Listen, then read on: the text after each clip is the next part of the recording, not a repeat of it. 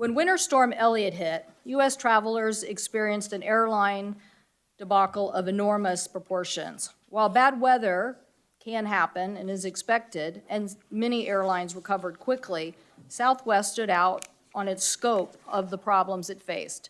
Over 2 million Southwest passengers suffered consequences, separated from family and friends, not to mention their luggage, and hundreds of thousands of people stranded at airports across the country.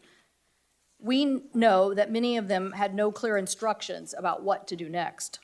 We'll hear more of an explanation today on what happened.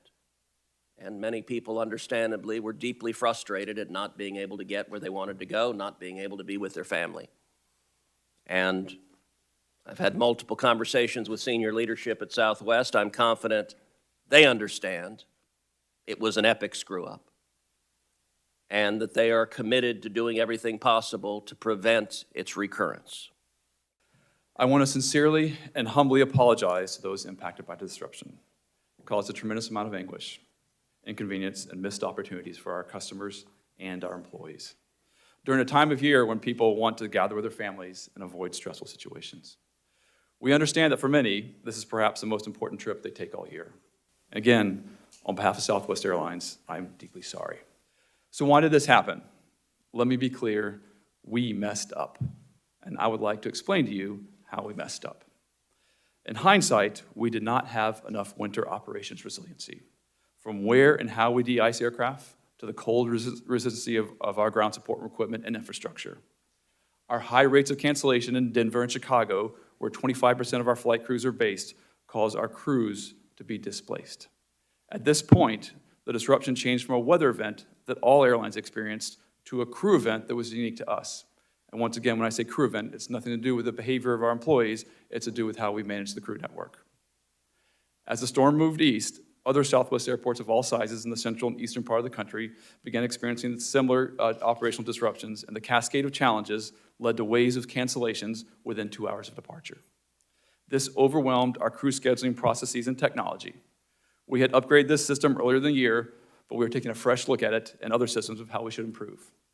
Ultimately, none of this is an excuse. We need to make sure our operational resiliency and technology are strengthened for future extreme weather events, no matter how unprecedented. We owe that to our customers and to our employees. For years, our pilots have been sounding the alarm about Southwest's inadequate crew scheduling technology and outdated operational processes. Unfortunately, those warnings have been summarily ignored by Southwest leaders. Our pilots were right, but SWAPA's goal in today's hearing is not to say we told you so. But right doesn't make our pilots feel any more secure. Our hearts are broken. The December 2022 meltdown was as tragic as it was historic. SWAPA's singular goal in participating in today's hearing is to help ensure it never happens again. We want to be an integral part of its rise once again to lead the industry. Unfortunately, despite many opportunities, Southwest Airlines management did not listen to its pilots and frontline employees who saw this meltdown coming. Pilots have a unique perspective to the airline's operation. From the flight deck, we coordinate with nearly every employee group from the front line to the airline headquarters. In order to leave a safe operation, you must be present and willing to listen and collaborate with everyone on your team. What our pilots saw and have known for years is that Southwest struggles to manage nearly any disruption, regardless of the cause. Our recent history and the data shows a pattern of increasingly disruptive operational failures, misprioritization of resources, and worst of all, a hollow leveraging of our culture to cover up poor management decisions. You're here today, and I very much appreciate it. Your CEO didn't want to show up.